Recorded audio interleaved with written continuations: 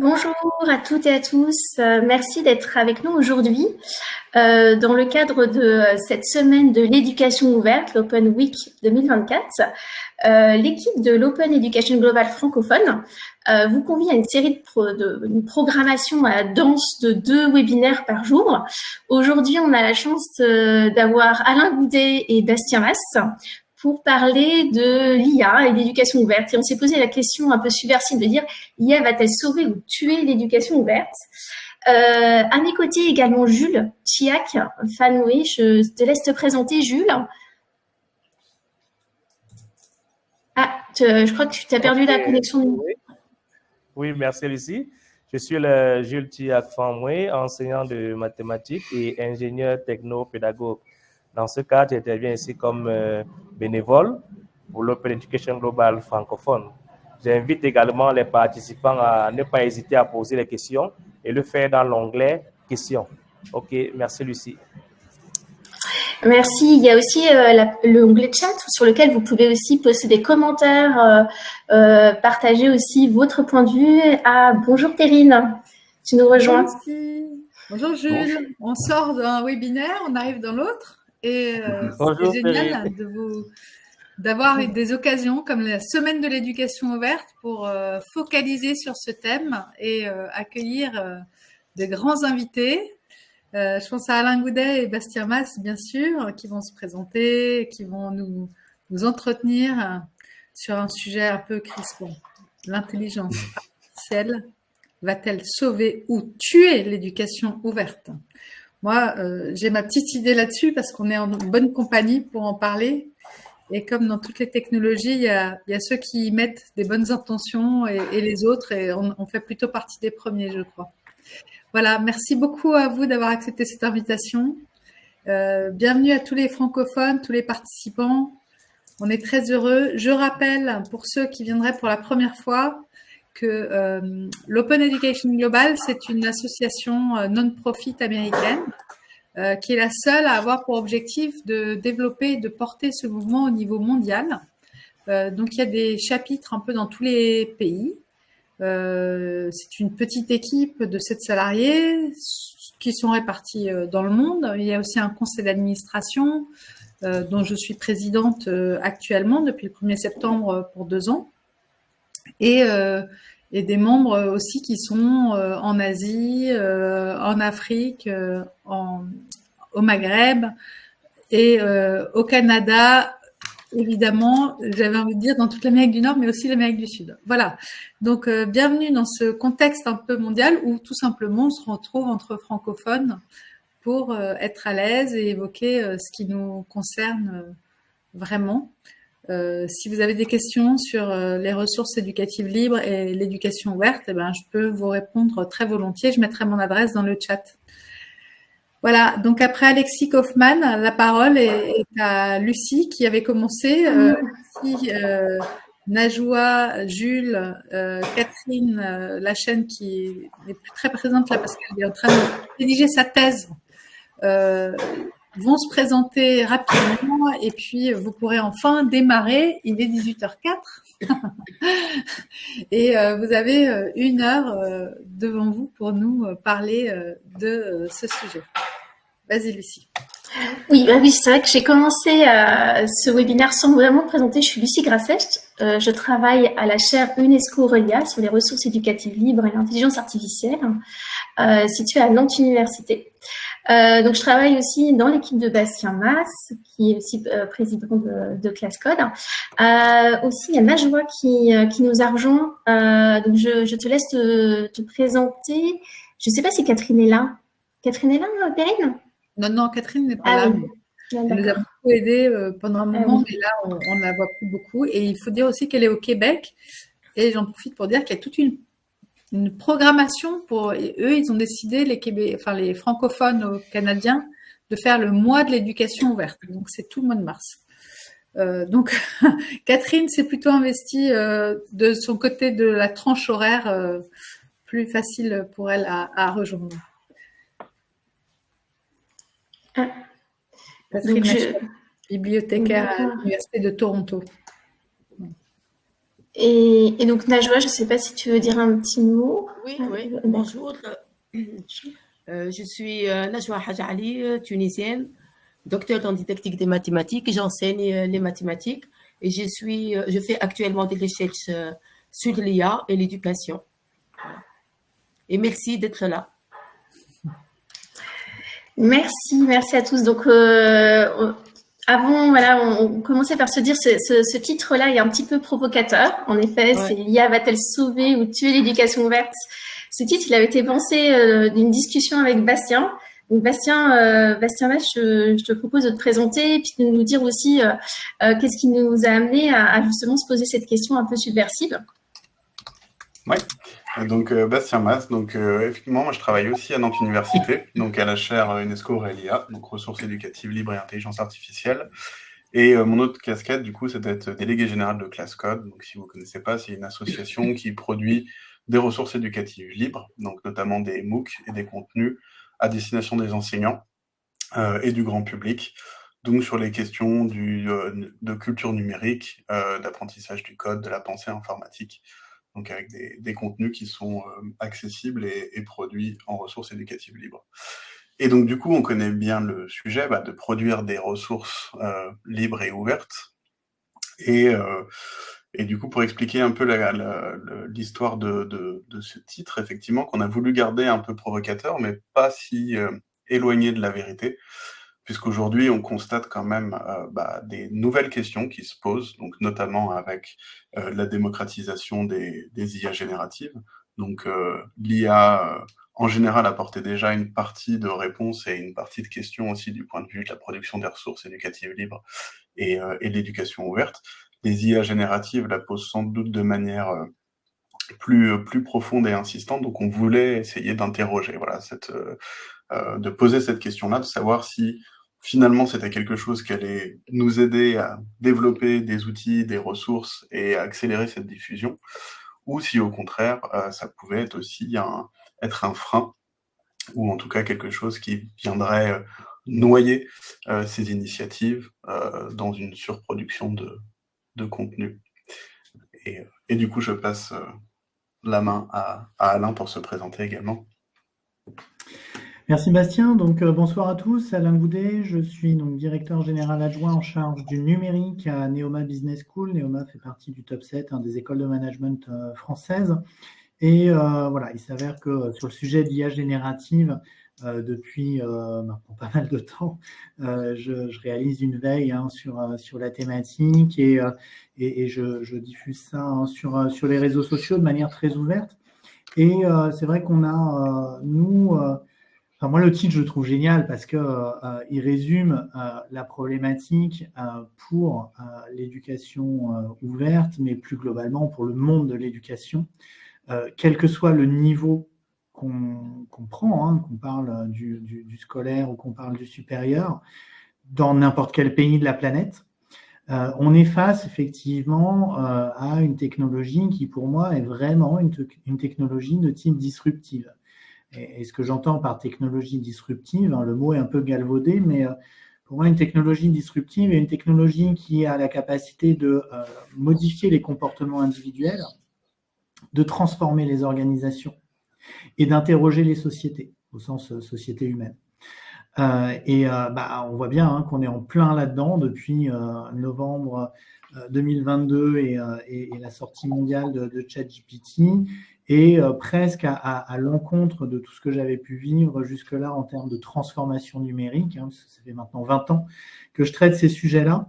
On est sur une technologie qui a été massivement déployée et qui évolue encore massivement. C'est-à-dire qu'en fait, on est au tout début de l'impact finalement qu'on peut entrevoir autour de l'IA et plus spécifiquement de l'IA générative autour de la pédagogie et autour de l'éducation ouverte. Donc c'est tout à fait le bon moment de se poser la question du côté positif et peut-être des axes de progression ou en tout cas des points de vigilance autour de cette technologie. Donc merci de m'avoir invité pour parler de tout ça avec vous. On ne t'entend pas, Lucie. Merci. Pardon. Merci, mon micro s'est coupé. En effet, c'est vraiment une question qu'on se pose et c'est vrai que ça peut être dans votre pratique actuelle, Alain, parce que dans quelle mesure c'est déjà une pratique que vous utilisez en cours ou quelle est la place que ça prend actuellement depuis novembre. Je me souviens on peut vous lire en tout cas sur vos articles de veille très régulièrement sur les réseaux. Vous sentez que voilà, ça change beaucoup dans votre pratique. Dans quelle mesure ça la change et ça intervient dans votre pratique éducative? Alors, en fait, ça intervient à beaucoup de niveaux. Par exemple, au sein de Neoma, on a fait une analyse avec la première question, c'était de savoir est-ce que finalement, on peut obtenir un diplôme d'enseignement supérieur rien qu'avec GPT. La réponse est non. Parce que fort heureusement, on n'a pas un seul mécanisme d'évaluation. Et en fait, on est rentré, nous, sur le sujet de l'IA générative par cette vraie question qui est l'évaluation. Et derrière la question de l'évaluation, est-ce que GPT peut, ou n'importe quel LLM peut réaliser tel ou tel devoir, en fait, se pose immédiatement la question de la pertinence de l'évaluation. Et du coup, se pose la question de la pertinence de l'apprentissage. Parce qu'en fait, la question que tout pédagogue va avoir à affronter assez rapidement, c'est de la part des apprenants, qu'ils soient jeunes ou moins jeunes, c'est de savoir si finalement, à l'aune et à l'ère de l'intelligence artificielle, ce qu'on cherche à leur faire apprendre a encore du sens ou pas. Et c'est bien ça le sujet, parce que derrière la mécanique d'évaluation vient tout de suite être interrogé le fait de savoir si cette évaluation est pertinente. Est-ce qu'on est bien sur une évaluation de compétences? Est-ce qu'on est plutôt sur une évaluation de mémorisation d'informations, etc. Et si on est sur de la mémorisation d'informations, on peut le dire tout de suite, la machine, elle a gagné, ne serait-ce que par la taille des disques durs et sa capacité à traiter une énorme quantité d'informations. Donc on voit bien que quand on est rentré par le sujet de l'évaluation, en fait, c'est une des bonnes clés d'entrée. Mais ce n'est pas la seule, parce que l'IA générative va venir notamment modifier possiblement la relation à l'étudiant. Quand on est par exemple sur des logiques de formation à distance, ce n'est pas un scoop, hein, les étudiants travaillent plutôt en fin de journée, voire en soirée, voire en plein milieu de nuit, qui ne sont pas des horaires où les ressources pédagogiques et les professeurs sont nécessairement disponibles. Et donc, du coup, mécaniquement, quand ils ont une question, en fait, la question arrive sur le forum ou la boîte mail du pédagogue. Et finalement, la réponse ne vient encore que quelques heures après. Donc, on a une forme de discontinuité comme ça, là où finalement, les outils d'IA et d'IA générative vont pouvoir répondre à cette discontinuité en apportant un premier niveau de réponse assez rapidement. Donc, on a une technologie qui vient impacter les mécanismes d'évaluation, on a une technologie qui vient impacter la relation à l'étudiant, et puis on a une technologie qui vient impacter la création de contenu pédagogique. Et là aussi, en fait, il y a un effort et un accompagnement important auprès de tous les professionnels de la formation, les professeurs, les enseignants-chercheurs, sur finalement l'appropriation et l'adoption de ces outils qui sont des outils de facilitation sur la création de contenu. Il y a plein d'exemples qu'on peut donner. Un de ceux que j'aime bien, c'est que finalement, quand on est pédagogue, c'est la capacité à inventer de nouvelles manières de communiquer sur tel ou tel concept qui peut être un peu dur. Bon, généralement, quand on est professeur, on a une manière de faire. On sait que si cette manière-là ne fonctionne pas, on en a une deuxième, puis peut-être une troisième. Puis si on a beaucoup d'expérience, on va peut-être avoir 4, 5 manières de faire. Bon, mais peut-être que ces 5 manières de faire, en fait, ne correspondent pas au profil de l'étudiant ou de l'apprenant qu'on a en face de nous. Et du coup, il en faudrait une 6e, une 7e, voire une 10e. Et c'est là où l'IA générative peut être extrêmement intéressante. C'est sur la capacité à créer comme ça pas mal de manières d'expliquer ces concepts. Donc, je pense qu'on est vraiment face à une technologie qui vient challenger fortement le monde pédagogique, avec malgré tout donc une transformation forte du rapport à l'information, hein, ça je pourrais le détailler peut-être ultérieurement, une transformation aussi extrêmement importante par rapport au syndrome de la page blanche. En fait, moi j'ai coutume de dire que l'IA générative abolit la page blanche. Parce que qu'est-ce qui se passe quand on est face à un problème ou au fait de générer un texte ou une image ou une vidéo, une musique, une voix, enfin bref, ce qu'on veut. Avant, il fallait, généralement, on se réunissait, les étudiants travaillaient en groupe, ils commençaient à réfléchir un peu au sujet, et puis voilà, on itérait sur cette méthodologie-là. Là, finalement, on est face à un outil qui peut très vite fournir un contenu. Ça ne veut pas dire qu'il est pertinent, ça ne veut pas dire qu'il est bon, mais en tout cas, il n'y a plus de page blanche. Et on sait par les neurosciences que c'est beaucoup plus facile de modifier même fortement et en profondeur un contenu déjà existant plutôt que de partir de zéro. Donc, une fois encore, on est face à une technologie qui va changer énormément de choses et sur laquelle il faut être vigilant parce qu'aujourd'hui, qu'on parle de génération d'images, qu'on parle de génération de textes, on est en fait sur des modèles qu'on va interroger en langage naturel, donc avec des aspects de traitement du langage en termes de compréhension de ce qui est visé par l'humain, et puis après en termes de restitution.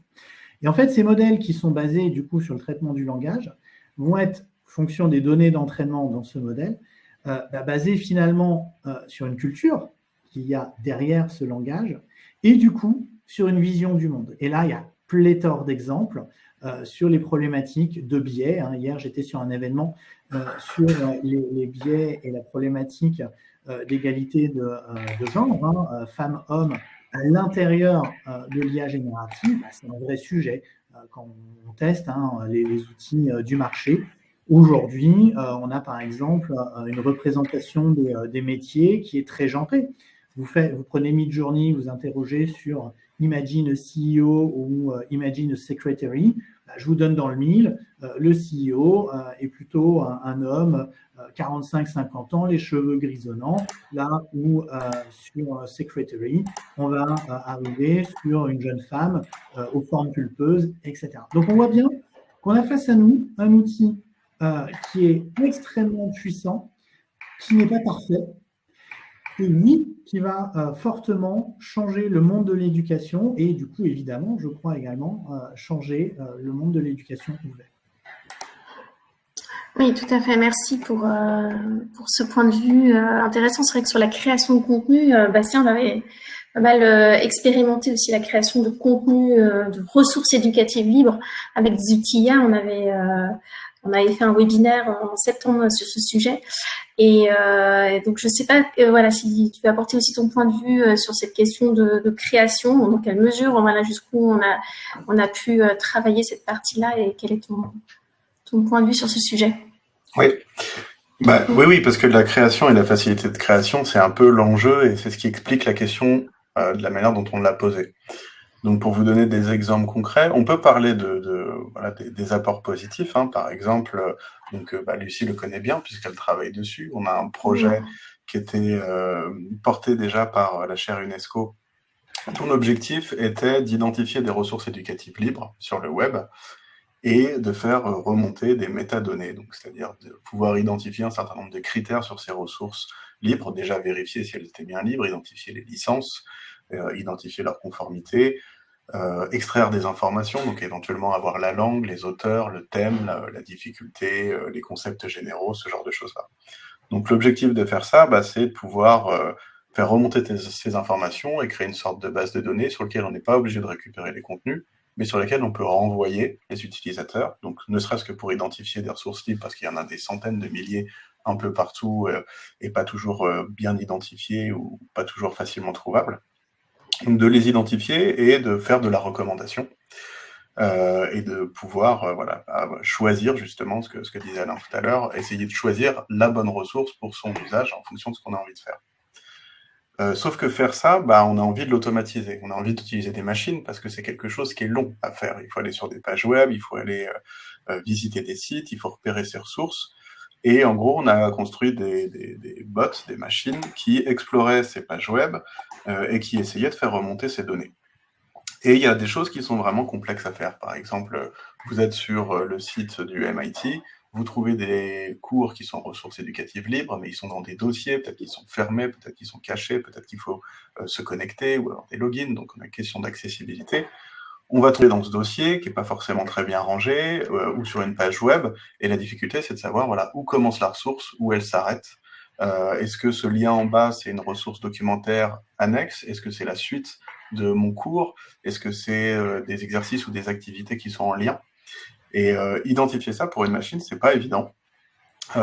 Distinguer une licence qui soit une fois va être un logo, une fois va être juste une mention, une fois va être présente mais dans les CGU quand on va sur une autre page, tout ça c'est pas forcément facile non plus. Et donc on a construit ce projet-là pour avoir cette bibliothèque de ressources, de permettre de les traduire et de faire de la recommandation. Et du coup on a identifié ce besoin d'avoir un support humain pour faire remonter ces métadonnées. Et on a mis au point, avec Lucie, l'idée de créer des relatons, donc c'est-à-dire de demander à des humains de nous donner un coup de main pour faire remonter ces métadonnées. Donc en gros, c'est un navigateur, c'est une extension pour navigateur qui vous permet d'identifier, de faire remonter des métadonnées, donc de naviguer dans les ressources et de nous indiquer l'ensemble de ces critères. Et ce projet-là est venu à peu près pile en même temps que l'émergence de ChatGPT et la démocratisation des grands modèles de langage qui semblait avoir la promesse de faire des choses à peu près similaires. Donc on a pu tester et on s'est rendu compte qu'effectivement ça fonctionnait très bien, mais qu'il y avait encore des choses qui étaient difficiles à produire et souvent des choses surprenantes. C'est-à-dire que des choses factuelles comme identifier une licence, ça pouvait être dur parce qu'il fallait de la reconnaissance d'image et que les formats étaient variables, ou que l'IA inventait une licence ou nous inventait une fin de licence qui n'était pas la bonne. Alors que l'évaluation, par exemple, de niveau ou de concepts fondamentaux ou de résumés, voire même d'évaluation des prérequis, faisait ça plutôt bien, alors qu'on estime que c'est plutôt de l'évaluation qualitative. Et en l'occurrence, ça fonctionnait assez bien. Donc ça, c'est le genre de choses que les systèmes d'IA là ont des promesses qui sont intéressantes, qui nous permettraient de faire ce gros travail-là qui est difficile pour les ressources éducatives libres et les ressources, les règles de manière générale, c'est de l'identifier, de les faire remonter, d'avoir des robots capables d'explorer le web, de faire remonter ces ressources et d'avoir des données qui permettent à l'utilisateur de trouver des choses intéressantes. Ça, c'est le genre de points positifs qui existent. Les points négatifs potentiels, on les voit émerger dans ce que disait Alain, c'est que la facilité de production, elle peut nous amener à perdre de l'intérêt sur le partage et la production. Donc déjà, d'une part, il y a les élèves qui ont un accès plus rapide et plus immédiat à des assistants. Donc des choses auxquelles ils poseraient des questions, même aux camarades, dans ce forum, ou aux professeurs, ils vont peut-être la poser en premier à ChatGPT, peut-être avoir leur réponse, ou estimer qu'ils ont leur réponse, et du coup pas aller plus loin. Pour les créateurs de ressources, créer une activité, créer un exercice, créer un QCM sur une base de cours ou de site web, c'est facile à faire. Et si c'est facile à faire, on peut avoir la tentation de se dire pourquoi je vais m'embêter du coup à documenter ça? Pourquoi je vais le mettre en partage? Pourquoi je vais aller chercher des images et pourquoi je vais mettre une ressource éducative libre? Si moi j'ai pu le créer en 5 minutes, n'importe qui peut le créer en 5 minutes. Et le danger potentiel, il est là. C'est que on a une telle facilité, une telle accessibilité à la création des ressources qu'on perd l'intérêt de les valoriser ou de les partager parce qu'on estime qu'on n'a pas mis peut-être assez de nous-mêmes dans ce contenu-là et que finalement la facilité de génération lui fait perdre du sens ou de l'intérêt, alors que peut-être la ressource est très bonne, ça n'enlève rien à la qualité potentielle de la ressource, mais il y a quand même quelque chose d'assez humain à se dire je ne suis pas légitime à partager ce contenu qui a été en grande partie produit par une machine et d'autres feront aussi bien, où on n'a plus besoin de le rendre public. Et donc ça peut être problématique parce que ça peut être une baisse de la production des ressources libres, ça peut être aussi que, que les ressources créées, elles sont plus partagées, donc visibles par les pairs ou d'être en capacité de les modifier ou de les mettre à jour. Et sur le long terme, c'est un risque qui est pour l'instant assez difficile à évaluer, mais qui semble quand même réel. Et justement, est-ce que le risque, ce serait pas aussi de généraliser un peu l'éducation, puisque les grands modèles de langage parfois sont détenus par des sociétés qui ne sont pas forcément dans la même culture, donc d'où les biais qui peuvent apparaître en utilisant ces IA génératives. Est-ce qu'on ne pourrait, est-ce qu'il y a un risque justement à justement perdre à généraliser tous les parcours éducatifs, même si l'intention parfois c'était de différencier, d'être une approche différenciée envers l'élève. C'est vrai que ce que nous dit Cathy Olivia à TIEFAC dans le chat, elle nous dit l'IA discriminatoire permet-elle de résoudre ces limites de l'IA générative telles que l'approche genrée. Là, je ne sais pas si Alain il y aurait une voie sur cette IA discriminatoire. Est-ce que ça pourrait être une piste? Alors, moi j'ai coutume de dire que cette technologie est à la fois source de problèmes et de solutions. Si on regarde un peu ce qui se passe sur le sujet des réseaux sociaux, et ça va permettre de répondre à la question, aujourd'hui, et c'est la même problématique que celle qu'on a dans l'éducation ouverte, on a des outils qui génèrent du contenu, mais dans des volumétries qu'on n'imagine même pas. Enfin, générer 4 images, ça prend 35 secondes sur un outil facilement accessible.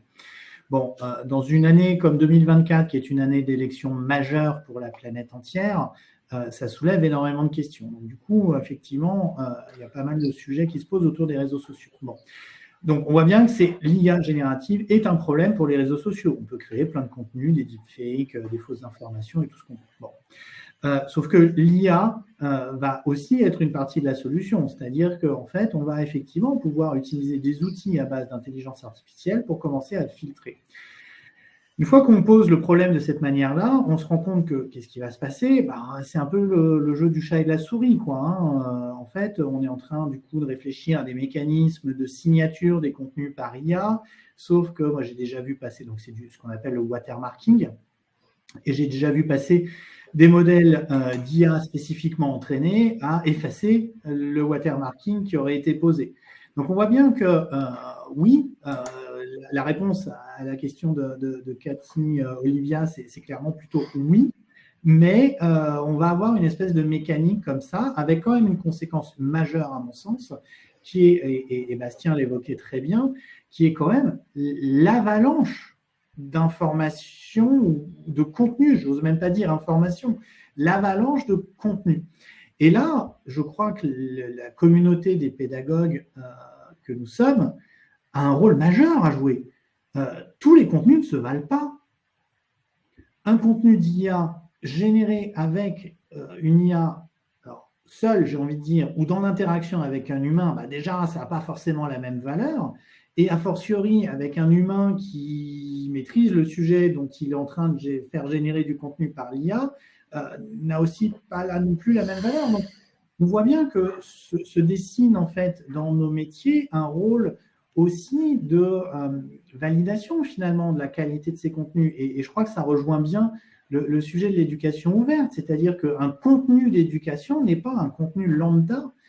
Il y a un objectif pédagogique, il y a un public auquel s'adresse ce contenu, il y a une expérience pédagogique qu'on souhaite provoquer. On a un objectif finalement d'emmener et développer la réflexion, l'esprit critique, les compétences d'autres individus. Donc tout ça, ça nécessite un accompagnement qui reste encore très fort auprès de l'humain. Et donc oui, l'IA est à la fois source du problème et possiblement une solution par rapport à tout ça. Et puis je crois qu'il faut quand même avoir en tête que sur le sujet d'IA générative, il y a quand même une intentionnalité, c'est-à-dire qu'aujourd'hui, quand on regarde un peu la mise sur le marché, qu'est-ce qu'on constate? On constate qu'en gros, on a des énormes acteurs du numérique qui se positionnent tous, sans aucune exception, sur le sujet. Donc les outils, ils seront partout, à disposition, facilement accessibles.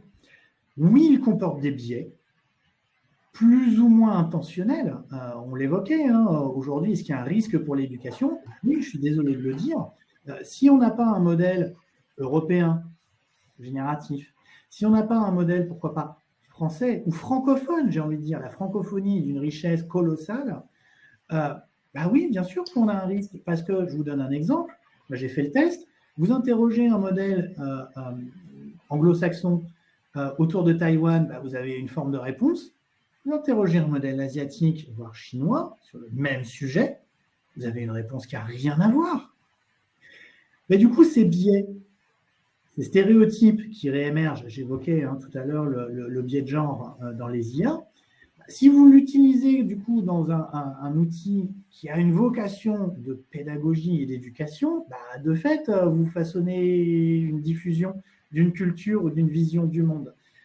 Et voilà, on sait bien que ça, il faut quand même être assez vigilant, assez critique. Je crois, en tout cas, moi je suis un fervent défenseur de l'intelligence collective et de la pluralité des points de vue. C'est ça qui fait avancer. Ce n'est pas une espèce d'homogénéisation de contenu, avec un risque en plus qui est assez majeur, et Bastien l'évoquait à demi-mot, mais du coup je vais mettre des mots complètement dessus, qui sont des risques d'homogénéisation vers une espèce de contenu qui est good enough, c'est-à-dire ok, ça fait le job, mais ni plus, ni moins. Est-ce que notre métier dans le domaine de l'éducation, c'est juste de faire le job dans une espèce de moyenne statistique que les outils d'IA générative sont capables de sortir? Bon, pour le coup, je ne crois pas, sinon ça serait en fait. Et c'est effectivement l'importance de la recherche de sens et de remettre du sens dans les informations. On comprend mieux quand on prend les IA génératives d'images, par exemple.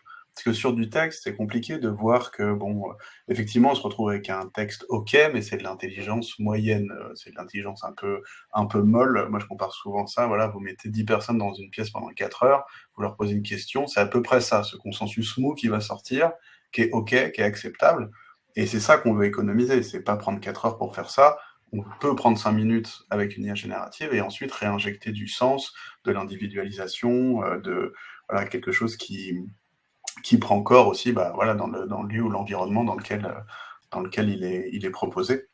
Et sur les IA génératives d'images, par exemple, vous pouvez avoir des choses qui sont très belles, donc voilà, ça ressemble à quelque chose d'intéressant et de bien construit, mais c'est vide de sens. Donc, moi, c'est des exemples que je prends, par exemple, voilà, avec une image d'une espèce de salle avec plein d'outils qui n'ont pas d'utilité, où vous demandez à une IA générative de vous faire un vélo design de 2050, elle va vous faire un vélo magnifique, mais quand vous zoomez, vous verrez que les pignons, il y en a des triangulaires et d'autres des rectangulaires. Parce qu'elle ne sait pas à quoi ça sert. Elle ne sait pas que ça fait tourner une chaîne qui fait tourner des roues, etc.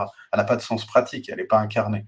Donc ça veut dire que c'est à l'humain d'injecter le sens dans cet outil qui fait juste un truc OK, beau et qui va organiser de l'information, mais c'est à nous de mettre le sens. Et sur les ressources d'éducation, c'est encore plus vrai.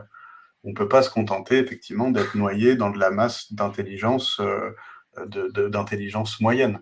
Et pire que ça, c'est que c'est la meilleure censure qui existe. C'est-à-dire que si je suis noyé par ça, je ne sais plus ce qui est intéressant, ce qui est pertinent, ce qui est disruptif, etc.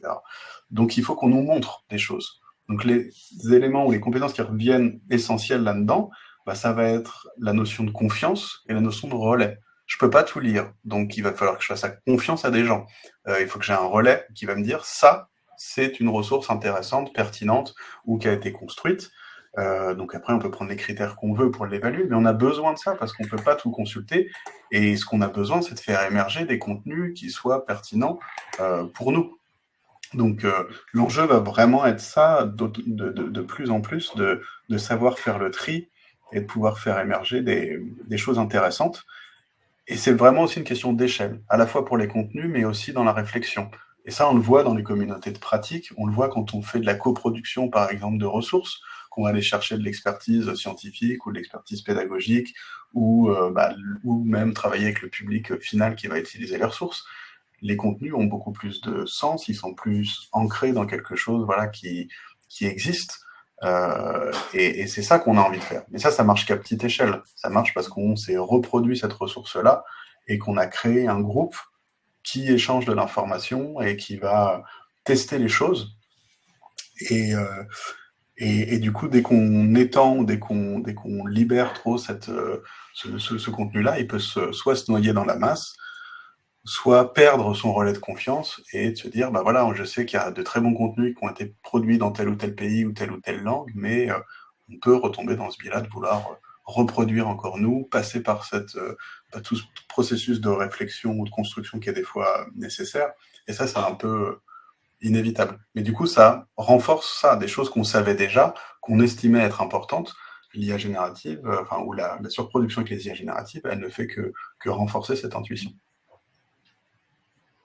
Et sur la question de la promotion de continuer à créer des ressources éducatives libres, alors à cette ère nouvelle où la création de contenu est facilitée, peut être facilitée par les IA génératives, une IA générative aussi auquel certains pays, on en avait échangé avec certains membres de l'OG francophone, certains pays n'ont pas accès à ChatGPT, ou ne sont peut-être pas encore formés, ou ne disposent pas encore des IA génératives qui ont été créées dans leur culture ou dans leur langue. Est-ce qu'il n'y a pas une question aussi à se poser sur l'inclusion, en fait, est-ce que l'IA, en tout cas, permet quand même sur ce côté inclusion de l'éducation, parce que là, l'éducation ouverte aussi, ça a pour mission de s'ouvrir et de permettre la connaissance par tous et à toutes. Plus précisément, c'est sans doute la question de l'accessibilité. Il y a une question d'accessibilité matérielle, c'est vrai, il y a des pays qui bloquent l'accès à certaines ressources. Ensuite, il y a l'accessibilité on va dire oui physique, c'est-à-dire que il faut potentiellement des entreprises qui développent des produits intéressants, il faut des machines pour pouvoir les faire tourner.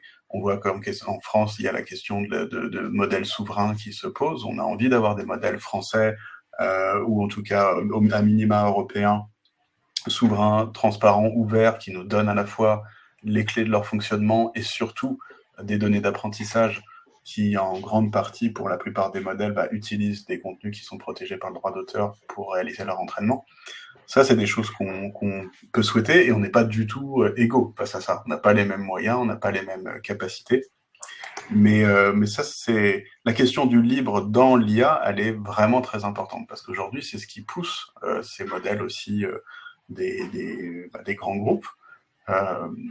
Et on peut parler par exemple des communautés ouvertes comme Hugging Face qui produisent et mettent à disposition très régulièrement des modèles qui sont justement à la fois spécialisés, qui répondent à des enjeux spécifiques, des fois pour être meilleurs dans des langues spécifiques, des fois pour être meilleurs sur des tâches. On voit qu'il y a plein d'émergences de modèles différents parce qu'on a envie de faire des choses qui fonctionnent pour nous. Donc, on va avoir de la génération d'images qui peut être produite par la Chine, par exemple, ou des pays asiatiques, parce que les générateurs d'images actuels les représentent pas, ou ne représentent pas des personnes ou leur culture. Et c'est un des biais, c'est que contrairement à un moteur de recherche, par exemple, si vous êtes sur Google, vous tapez une recherche Google, elle vous localise déjà. Donc, elle va vous donner des résultats qui sont cohérents, à minima avec votre pays, votre langue, et peut-être effectivement quelque chose de plus proche. Sur les modèles, on n'a pas ça. Si vous tapez « je veux voir la photo d'une femme en robe de mariée », il va devoir trancher. Il va vous en montrer qu'une, et il va sans doute pas vous montrer une robe traditionnelle africaine ou japonaise ou cambodgienne. Il va sans doute vous montrer une robe blanche, et aussi sans doute une femme blanche. Et du coup, ça, c'est une question qu'on pourrait se poser. Est-ce que demain, on aura des modèles différents, localisés ? Est-ce que ça, c'est souhaitable ? Est-ce qu'on a besoin justement d'avoir une culture qui soit plus ciblée et qui corresponde vraiment à nos représentations sur un territoire, voire même à un usage individuel ? Là, on a un modèle qui est censé vous donner une réponse ou une vision sur l'histoire et d'avoir digéré un peu toute cette culture humaine dans le langage. Et ça, c'est pas possible parce qu'on est des cultures différentes et que forcément, on va tomber à côté à un moment ou à un autre. Donc, on a des personnes qui travaillent à générer des modèles spécialisés, soit pour des tâches, soit pour des langues. Et aujourd'hui, on a par exemple plus de 500 000 modèles sur Hugging Face qui correspondent à des usages très spécifiques, qui sont en accès libre, qui sont gratuits. Après, ils nécessitent aussi du matériel pour les faire tourner. Il y a un réel besoin de ressources pour faire fonctionner ces modèles-là. Mais le libre dans l'IA générative, elle pousse vraiment aussi la créativité des grands groupes et elle a souvent une longueur d'avance. C'est vraiment ça qu'il faut comprendre aussi. Non seulement il y a plein de modèles différents qui sont accessibles, mais ils ont aussi entre 6 et 12 mois d'avance sur voilà, des choses qu'on nous présente aujourd'hui comme des nouveautés de ChatGPT, par exemple, ou même des générations d'images ou de vidéos. Bah, ça fait déjà plusieurs mois qu'ils sont disponibles dans la communauté open. Donc, il y a certains sacrifices, il faut s'y pencher un peu. C'est l'accessibilité qui coûte. Mais faut être conscient que ça existe et que c'est à disposition et que ça nourrit cet échange-là avec les grands groupes et que c'est sans doute ce qui équilibre un petit peu aussi la balance dans la possibilité d'avoir accès à ces modèles pour un plus grand nombre. Oui, peut-être pour compléter le point sur la notion d'inclusion, il y a aussi l'inclusion, en fait, je pense par exemple au profil 10. Moi, je connais des personnes qui ont, par exemple, une atteinte autour de la dyslexie. Bon, l'IA générative va être facteur d'inclusion parce que finalement, c'est assez simple pour ce type d'outil de venir corriger un texte qui comporterait un certain nombre d'erreurs en cause de cette problématique. Donc, l'IA générative est aussi un facteur d'inclusion important. Et l'autre exemple que j'aime bien donner, c'est que finalement, je vous disais, ça modifie l'accès à l'information. Par exemple, bon, moi, il s'avère que j'ai pas trop de problèmes pour comprendre un texte en anglais. En revanche, pour aller comprendre un texte de recherche, j'en sais rien, moi, en langue indienne ou en chinois ou en japonais, j'en suis parfaitement incapable. Bon, aujourd'hui, c'est assez simple, en fait, de demander à un outil d'IA d'accéder à ce contenu-là et d'en faire une extraction des thématiques, voire des thématiques les plus récurrentes, dans ma propre langue. Donc, en fait, on a comme ça un effet un peu démultiplicateur et inclusif qui est non négligeable. Et le dernier exemple que je donne, c'est, comme je l'expliquais là dans les réponses aux questions, on est sur une puissance informatique dont on donne accès en langage naturel. Et ça a l'air de rien, mais par exemple, moi je suis incapable en fait de manier ma souris pour faire un visuel correct sur ordinateur. Mon truc, c'est plutôt la musique. Bon, il s'avère qu'en sachant utiliser correctement l'IA générative d'images ou de vidéos, désormais, je suis capable de générer des images et de la vidéo, et du coup, de libérer une forme de créativité à laquelle je n'avais même pas accès avant, puisque je n'avais pas la compétence technique de création d'un visuel, etc. Donc, on voit qu'on va avoir comme ça des choses qui vont se redessiner en termes de territoire de compétences, en termes d'inclusivité de beaucoup de profils et de personnes qui vont être d'une richesse extrêmement intéressante et extrêmement importante, avec malgré tout toutes les limites et tous les biais qu'on a déjà évoqués et sur lesquels, oui, il faut aussi être particulièrement vigilant parce qu'ils ne sont quand même pas du tout neutres non plus dans un déploiement à l'échelle mondiale tel qu'on peut le vivre aujourd'hui. Et je complète juste sur le langage ce que tu disais, mais ça il y a vraiment aussi des choses qui changent et qui sont nouvelles. Donc souvent on fait la confusion avec la démocratisation des IA génératives, d'oublier que les IA sont là déjà depuis longtemps, que ce soit dans l'éducation ou dans l'éducation ouverte ou dans la production de ressources. Pas sous la même forme, mais là on a des choses nouvelles et intéressantes. Effectivement, la navigation dans le niveau de langage en est une. C'était des choses qu'on ne pouvait pas faire avant. C'est pas seulement de pouvoir traduire plus facilement, c'est aussi de pouvoir simplifier des textes et pouvoir transformer une ressource qui est dans une autre langue pour des élèves dans le supérieur à des élèves en France au lycée. C'est de pouvoir adapter des contenus pour des personnes qui apprennent le français en langue étrangère ou n'importe quelle autre langue en langue étrangère, et d'abord de simplifier le niveau de langage pour rester dans la langue qu'on apprend plutôt que d'utiliser simplement un traducteur. Donc, en termes vraiment d'accès, même de description de l'environnement, de facilité dans les démarches administratives, etc., ou pour des personnes en situation de handicap, ça présente aussi de l'intérêt et des choses qui étaient plus difficiles à faire avant, voire pas possible parce que ça n'existait pas exactement de cette manière-là, de pouvoir modifier ou jouer autant avec le langage tel que le proposent ces modèles aujourd'hui.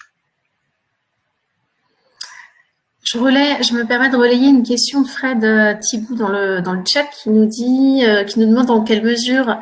Ah oui, et je vois que Alain, tu as déjà répondu. Je vais peut-être y répondre de vive voix du coup. Super. Ouais. En fait, la question c'est est-ce qu'il y a un nombre significatif d'enseignants qui utilisent l'IA générative pour la production de leur contenu pédagogique et si oui, sur quelle discipline? J'étais en train de répondre. Moi, j'ai pas encore vu passer de chiffres par rapport à ça et voilà, il y a quelques études qui ont été réalisées. Ce que je constate, c'est que une grande partie de la communauté enseignante a clairement connaissance de ce qu'est l'IA générative, mais les chiffres sur l'échelle de la population, pour que vous ayez un point de repère, c'est 78% de la population qui déclare connaître ChatGPT. Je ne sais pas si vous vous rendez compte l'effet de marque en fait qu'il y a eu autour de cet outil de manière très spécifique. C'est colossal comme chiffre. Donc j'ai envie de dire, tout le monde est informé que ça existe. Un certain nombre, alors moi dans le supérieur, personne ne me dit, bah non, j'ai jamais testé, je connais pas. Alors peut-être qu'il y a un biais de désirabilité sociale, c'est un truc assez classique, mais voilà, le fait est que je pense que la phase de test a probablement été faite assez largement. Néanmoins, pour le coup, sur le passage dans les pratiques pédagogiques, là, moi, je le vois encore assez peu. Il y en a, mais je n'ai pas de chiffres à donner, mais je pense qu'il y a une phase d'adoption encore à franchir. Pour autant, les disparités, elles vont être très fortes. Je vois une réaction là dans les productions de contenu dans les grandes entreprises. Oui, clairement, il y a un facteur facilitant de toute façon. Néanmoins, une fois encore, ça vient réinterroger la question du sens. Est-ce qu'on va aimer, accepter, tolérer d'être face à, allez, au hasard, une séquence de 20 minutes avec un avatar généré par IA? J'ai fait les tests, je vous donne la réponse, c'est non. Il y a une dimension encore trop mécanique, il y a une dimension encore trop artificielle pour envisager sereinement d'être sur des contenus d'une durée longue. Est-ce que la même technologie permet de générer une capsule très spécifique de 30, 45 secondes, 1 minute 30 sur un concept qu'on a envie d'amener de manière un peu incarnée via un avatar? Là, la réponse est oui.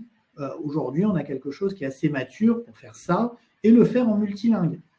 Et ça, c'est une dimension qu'on n'avait pas nécessairement aujourd'hui, la capacité de localiser cette vidéo, de traduire cette vidéo pour adapter à chaque fois son contenu. Donc, je pense vraiment qu'on en est plutôt au démarrage déjà de ces outils-là, des faisabilités techniques qu'elles ouvrent, et a fortiori de l'adoption massive dans le monde académique, et même si on observe aujourd'hui des disparités avec le monde de la formation professionnelle dans les entreprises. Voilà, je pense que même là où il y aurait déjà peut-être un usage plus important, on en est encore au tout début, et il y a un tâtonnement qui va s'opérer. Et du côté des jeunes, parce que pour le coup, ça, j'ai beaucoup plus de chiffres, aujourd'hui, des étudiants post-bac sont entre 85 et 100% à vous dire « oui, j'utilise de l'IA générative ». Ce qui est intéressant, c'est que quand vous regardez, est-ce que cet usage est naturel quand on leur fournit cette fois-ci un exercice à réaliser? Est-ce qu'il y a le réflexe d'aller vers une IA ou des IA génératives? La réponse est non pour 60% d'entre eux. Donc, ils sont 100% à dire qu'ils utilisent.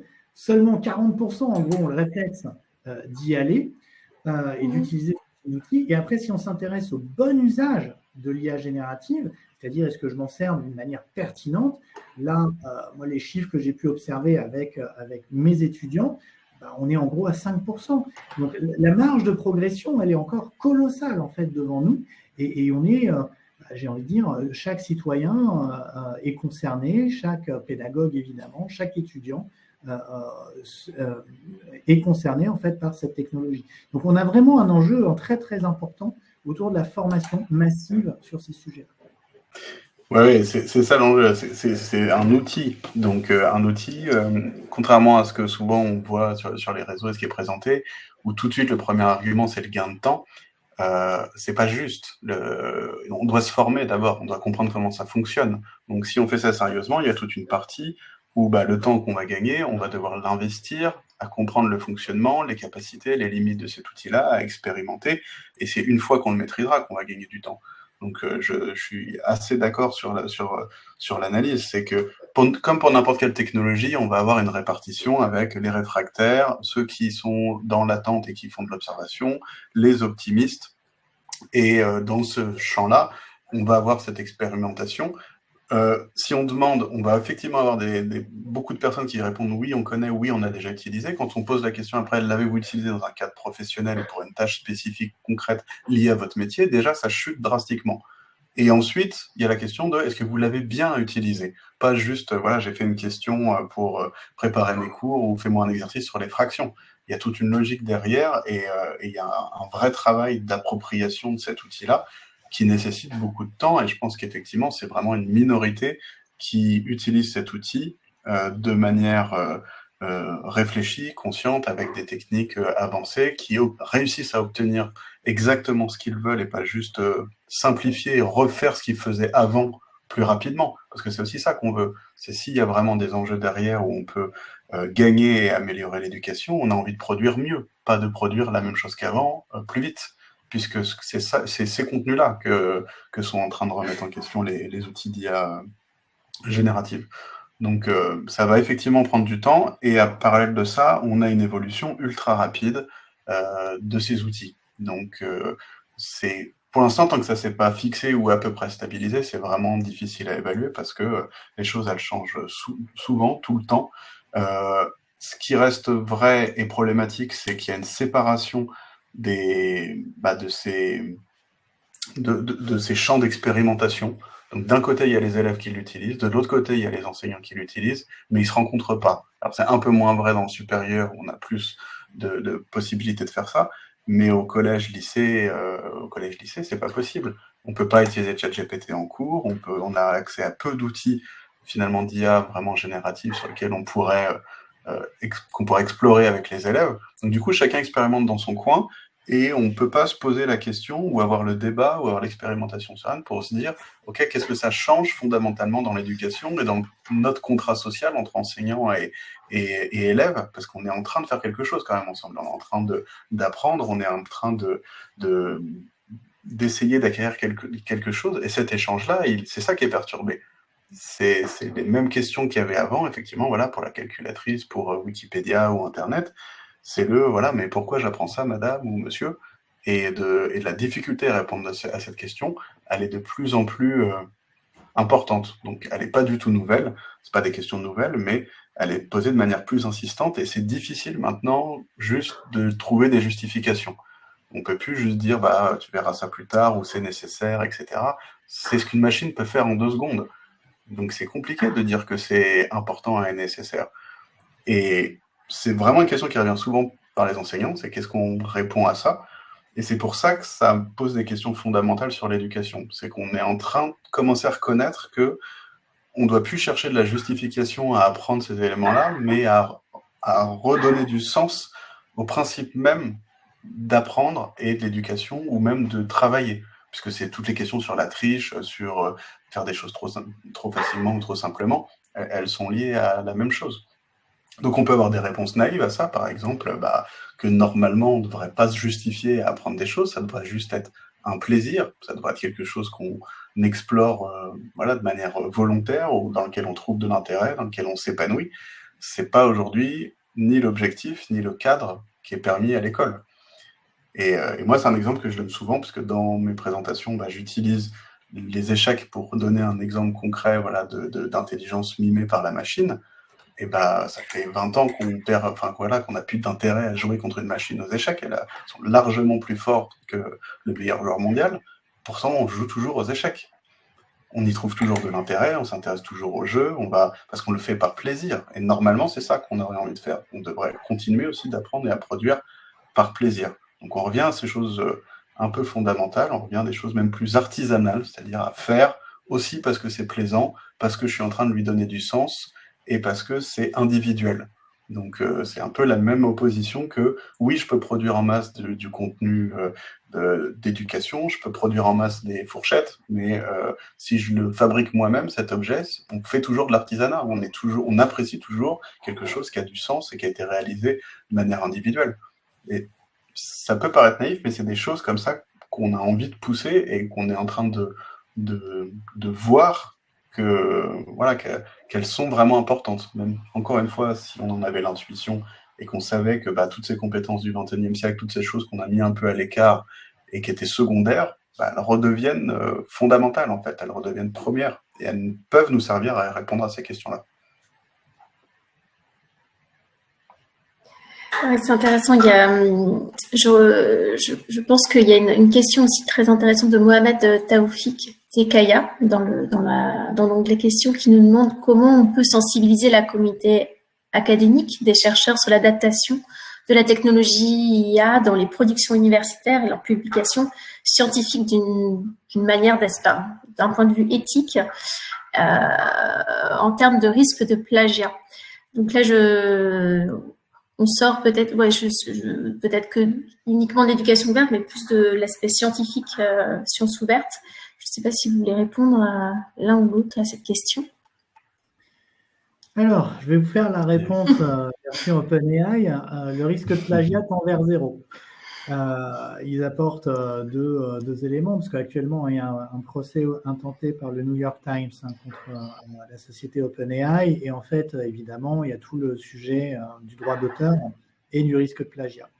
En gros, ce qu'explique OpenAI, c'est que, en fait, ce qu'on appelle plagiat dans les termes humains, eux, ils appellent ça régurgitation. Je trouve ce terme absolument horrible. Mais la régurgitation, c'est en gros l'outil, donc le LLM, qui recracherait un texte à l'identique de celui qu'il a ingurgité. Bon, en gros, ce qu'ils expliquent, c'est que ce risque-là tend vers 0 pour pas mal de raisons. La première, c'est qu'en fait, la probabilité statistique intrinsèque au modèle de ressortir le texte strictement à l'identique, effectivement, est assez faible. Malgré tout, il y a quand même eu quelques cas où ça s'est produit, mais ça reste assez faible. Et le deuxième élément qui nous amène là-dessus, en fait, aujourd'hui, alors je deviens un peu technique, mais aujourd'hui, quand vous regardez l'utilisation des modèles avancés de type GPT-4, vous pouvez inclure des sources de données externes. Et en fait, ces sources de données externes, c'est une approche qu'on appelle RAG. Et ces sources de données externes font que vous diminuez encore d'autant plus le risque de tendre vers un plagiat stricto sensu.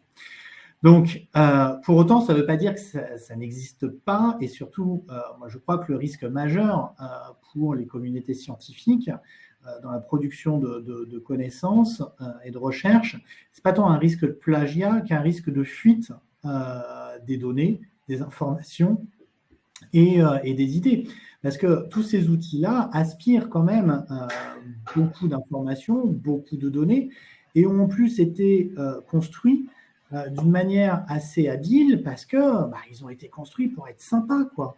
En fait, on vous fait croire que ChatGPT est hésitant parce qu'il écrit mot par mot, un peu comme on le fait, un humain peut le faire sur un ordinateur et à la machine à écrire. Bon, en fait, ça, moi, c'était un de mes sujets d'étude, c'est ce qu'on appelle le mécanisme d'anthropomorphisation. Est-ce que l'anthropomorphisation induit des modifications de comportement ? Ouais. En fait, on trouve un truc qui va être un peu plus humain. Notre comportement d'humain va se trouver modifié par rapport à cet objet qui va être quelque part humanisé. Est-ce qu'on va avoir tendance à lui confier du coup plus d'informations et de secrets ?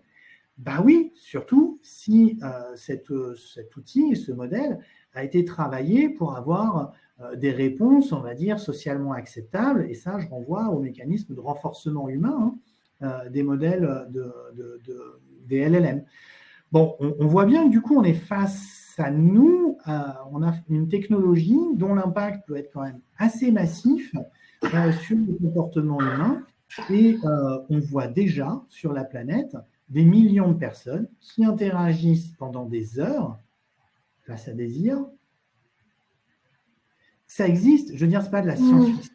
Dans certains pays, ces outils fonctionnent bien, et vous n'en avez peut-être pas conscience, mais le premier outil le plus fréquenté au monde, c'est ChatGPT, avec en gros 15 milliards de pages vues mensuelles, ce qui est colossal. Le deuxième, je ne sais pas si vous le connaissez, c'est Character.ai. Character.ai, c'est quoi ? C'est ni plus ni moins qu'un modèle d'IA génératif entraîné pour répondre à la manière d'un personnage. Alors, vous avez la version qui peut être intéressante en termes de pédagogie, Vous allez pouvoir discuter avec Jules César, Napoléon ou Ramsès II ou qui vous voulez. Bon, super.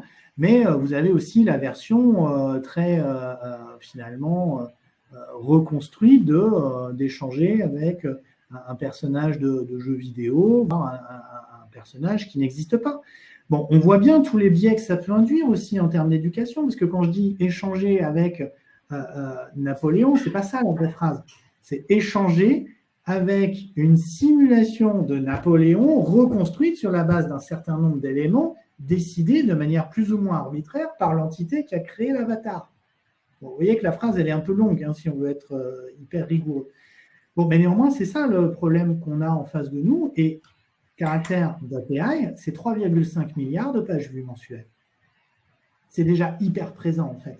Donc, il y a des enjeux quand même très, très importants quand on parle d'éducation qui sont face à nous et sur lesquels il est effectivement urgent de sensibiliser beaucoup de gens, voilà, les jeunes, les moins jeunes, parce que tout ça, ça existe déjà, c'est pas de la science-fiction. Et par rapport à la question du plagiat, ce qui est intéressant, c'est que on voit bien que ces risques qu'on voit ou qu'on devine, ils créent une espèce de réflexe de rétractation, de préservation ou de protection. Et là, on parle de plagiat alors qu'on parle actuellement là d'éducation ouverte.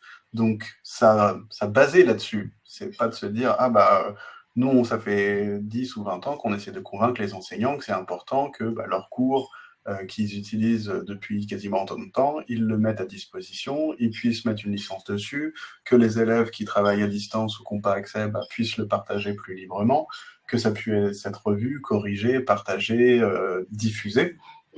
Et les réponses qu'on a souvent, c'est non, c'est mon travail. C'est ça qui me définit en tant que pédagogue, c'est mon travail, c'est mes cours. Et donc là, on était en train de faire de la déconstruction, de dire pourtant c'est pas le job d'un enseignant. Un enseignant, c'est pas un ensemble de PDF, c'est pas son savoir. On n'est plus dépositaire du savoir. C'est la manière dont on va le transmettre et dont on peut le restituer ou le diffuser. C'est ça le métier d'enseignant. Et c'est ce que posent aussi ces modèles-là par rapport à l'utilisation des documents, ou jusqu'où ils vont dans l'accompagnement pédagogique, c'est-à-dire que c'est pas juste un savoir qui nous est donné, ils peuvent aussi accompagner à la compréhension ou à l'acquisition de ce savoir-là.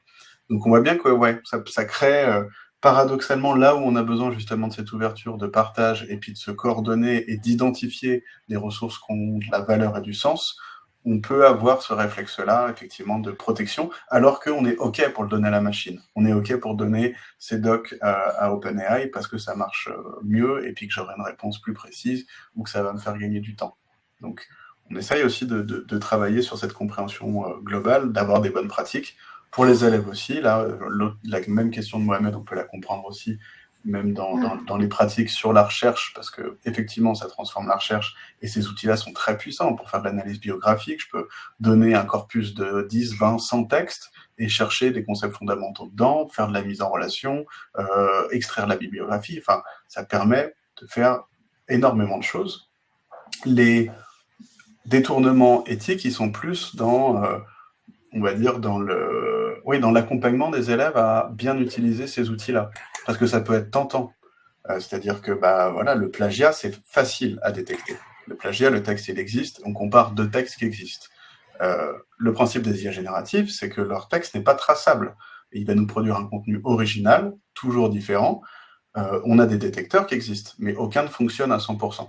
Le meilleur, c'était celui d'OpenAI, il ne dépassait pas 80%, et ils ont décidé que ça ne valait pas le coup de le maintenir.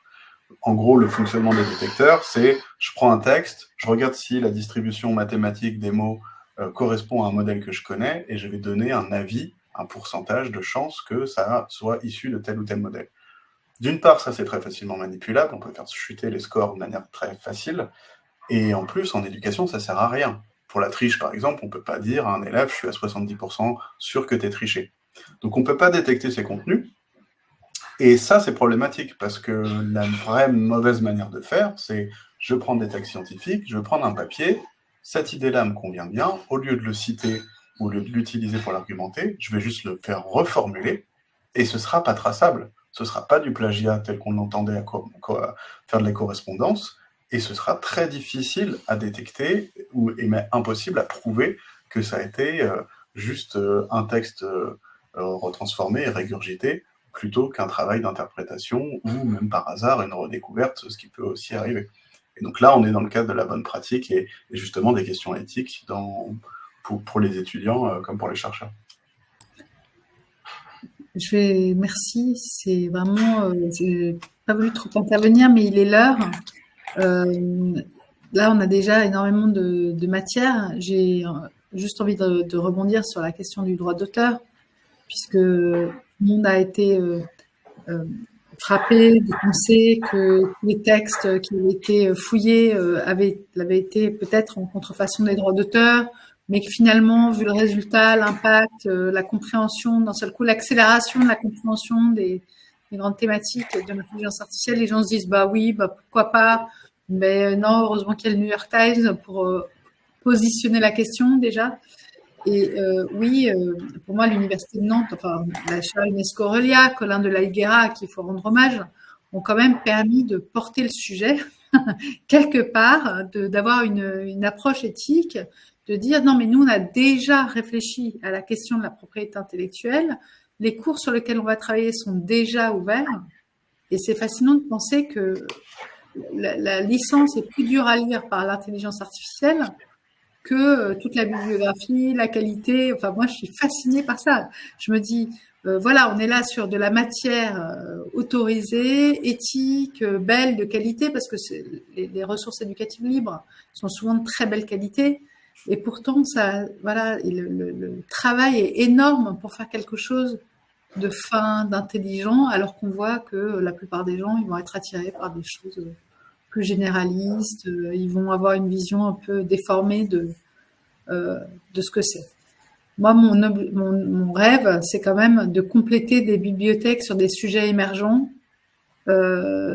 d'utiliser des ressources existantes, mais d'avoir des relecteurs capables d'utiliser l'intelligence artificielle pour combler des trous et des pans entiers d'éducation qui manquent, les mettre en libre accès en les ayant labellisés quand même, en disant là, il y a de la ressource de qualité pour... je pense à un MOOC qui est fait à l'Université de Lille qui s'appelle le sexisme. C'est le sexisme et les violences sexuelles au travail. Voilà, c'était parce que les MOOC qui servent souvent à adresser des questions sur lesquelles il n'y a rien. Il n'y a pas d'éducation. Donc en fait, on va arrêter en général du harcèlement et on va dire précisément qui, quoi, comment on va apprendre à reconnaître un nouveau sujet. Et le MOOC sert à ça.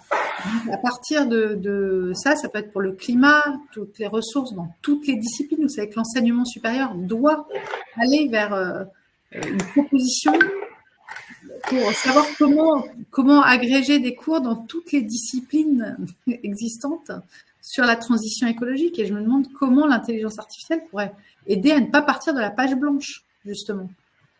À partir de ressources existantes, réussir à créer des bibliothèques qui s'intègrent bien.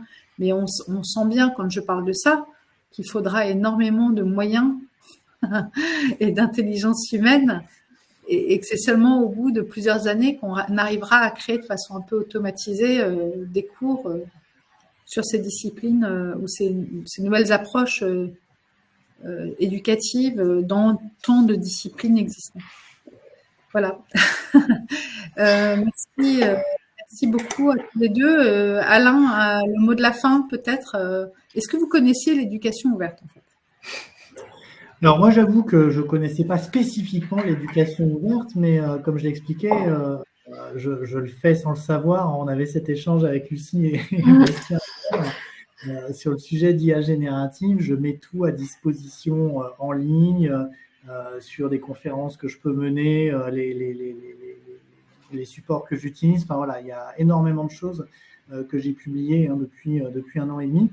Donc j'ai découvert quelque part que je faisais de l'éducation ouverte sans le savoir. Et après ils m'ont posé, bah oui, mais il faudrait mettre un label. Donc effectivement, j'en suis là depuis hier, mais j'ai pas encore eu le temps d'avancer du coup depuis cet échange hier. De cette occasion des échanges, c'est ça qui est riche aussi autour d'une conférence. Il n'y a pas seulement le moment où on parle, il y a le moment où on prépare et l'après. Puisque c'est la première fois que je vous rencontre également, après vous avoir découvert sur LinkedIn et Twitter notamment. Bastien, peut-être un dernier mot pour conclure.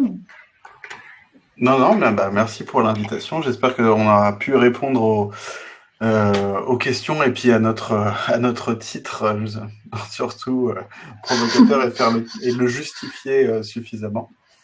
Mais non, encore merci pour l'accueil. Et puis, effectivement, nous, on va continuer de poursuivre ces réflexions-là, donc d'une part sur les REL avec la chaire UNESCO, et puis aussi côté éducation, puisque on a aussi le GTNUM qui aura sa date, donc je peux vous partager cette date de lancement le 18 mars prochain à 18h, où on fera le premier webinaire ouvert pour le GTNUM Génial, donc sur les IA génératives et les grands modèles de langage. Donc c'est un groupe thématique qui a été soutenu par la direction numérique pour l'éducation pour travailler sur l'impact des grands modèles de langage sur l'éducation, donc à lire entre les lignes de ChatGPT à l'école, côté enseignant et côté élève. Donc on espère vraiment avoir une remontée de pratique intéressante, de voir ce qui se fait aujourd'hui en classe, et puis de travailler sur cette question-là pendant 3 ans pour essayer d'apporter quelques réponses et un peu une meilleure lisibilité sur les outils qui sont accessibles et ce qu'on peut en faire d'intéressant et de nouveau en éducation aujourd'hui. Ça donne très très envie. Alors ça me fait un peu la transition parce que là vous parlez du 18 mars, c'est la semaine prochaine. Et moi le 12 mars je fais une conférence sur la blockchain et la transformation publique européenne parce que ça a été évoqué, il faut des réglementations et elles sont vraiment très très bien faites les réglementations européennes. Je ne sais pas pourquoi il y a des personnes qui les critiquent en disant qu'on réglemente avant même d'essayer, alors que c'est éthique, il y a une approche vraiment éthique. C'est un peu pareil sur la blockchain au niveau européen. Demain, les 2 webinaires, il y a le premier où je présenterai les liens entre l'éducation ouverte, la blockchain, ce qu'on a fait à l'Université de Lille, comment ça pourrait aussi venir certifier des contenus avec un apport extérieur, justement. Ce ne sera pas du watermarking. Voilà. Et j'organise une grosse conférence le 12 mars, moi, à Lille, epsi-conf.eu, conférence.eu, sur cette question blockchain et transformation publique européenne, identité, diplôme, compétences, pour développer des communs numériques européens. Vous voyez qu'on est un peu dans les mêmes thématiques tous. La blockchain semble moins à la mode. Pourtant, je peux vous dire, moi qui suis dans ces réseaux-là, c'est une conférence par jour, voire plusieurs. C'est très impressionnant. Mais il n'y en a aucune sur le service public comme ce que je fais. Voilà. Et ensuite, avant, on aura Massata Ndai qui travaille à l'Université virtuelle du Sénégal et qui va nous donner les nouvelles, les actualités. Le Sénégal, en ce moment, vit une crise politique majeure. Ça a des impacts à l'université. L'université, on l'a appris par le journaliste de RFI qui est venu témoigner lundi, a fermé depuis le mois de septembre, n'a réouvert qu'une semaine ou 2 sur toute l'année. Donc, il faut imaginer l'importance de l'Université virtuelle du Sénégal qui a pourtant des moyens aussi très faibles et est absolument convaincue de l'intérêt de l'éducation ouverte pour l'aider à se développer. Voilà, je vous remercie beaucoup. Lucie, c'est vraiment toi qui as le dernier mot de la fin parce que tu as réalisé tellement de choses cette semaine, une fois pour tout. Merci beaucoup, merci à tous, merci aussi pour les participants pour leurs échanges aussi sur le chat et les questions. Voilà, c'est très riche, vous enrichissez aussi de par votre participation très active l'ensemble de ces webinaires. Donc, merci beaucoup, merci aussi à Bastien et Alain qui m'ont beaucoup aidé aussi à préparer les questions. J'en avais énormément en fait et je pense qu'on aura encore d'autres événements sur ce sujet. Donc, mais merci parce que vous avez réussi à aborder un large éventail des thématiques auxquelles on avait pensé. Merci beaucoup et bonne soirée à tous et à toutes. Au revoir. Merci, bonne soirée.